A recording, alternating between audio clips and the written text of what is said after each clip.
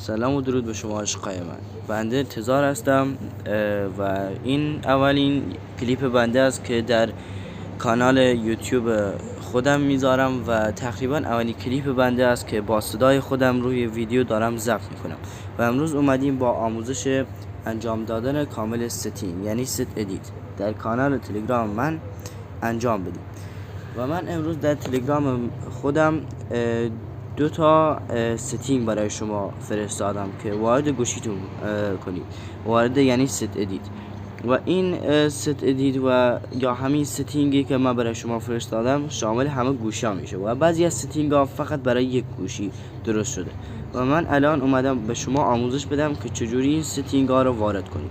زمانی که ما وارد این کانال تلگرام بنده شدید، این این پیامی که ما برای شما فرستادیم ستینگ رو کپی کنید از اینجا تا تقریبا قبل از این عدد 0.25 کپی میکنید و شما همون 0.25 یادتون باشه و میای بیرون از تلگرام و وارد برنامه ست ادیت میشه.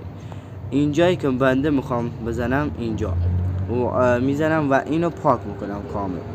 وقتی که کامل پاک کردم این ستینگ رو وارد میکنم و اینو وقتی زدم این جایی که من باید بیام این بارکد که 0.25 هست رو وارد کنم و شما اینو کپی میکنید یا حفظ میکنید و میاین وارد ست ادیت میکنید و این رو میزنید و وقتی که کل این ستینگ رو زدین زمانی برای شما کار میکنه که بیاین گوشیتون رو کامل خاموش و روشن کنید و اگر این کار نکنین ستینگ برای شما کار نمیکنه یا کامل برای شما کار نمیکنه و این ستینگ شامل ریجستر خوب، خط تیر و اینترنت پایین و کاهش لگ میشه و ممنون که کانال منو ساب میکنید. نگاه کنید که من 64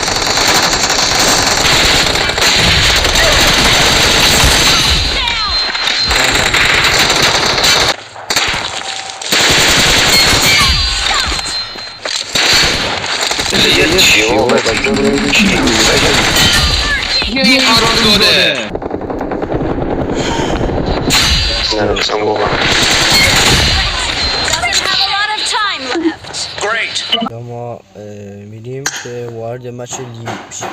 لیگی که ایرانگلش کدومش فرق کنیم. من ایرانگل میزنم چون افراد بیشتری هستن. بریم ببینیم توی مچ پینگ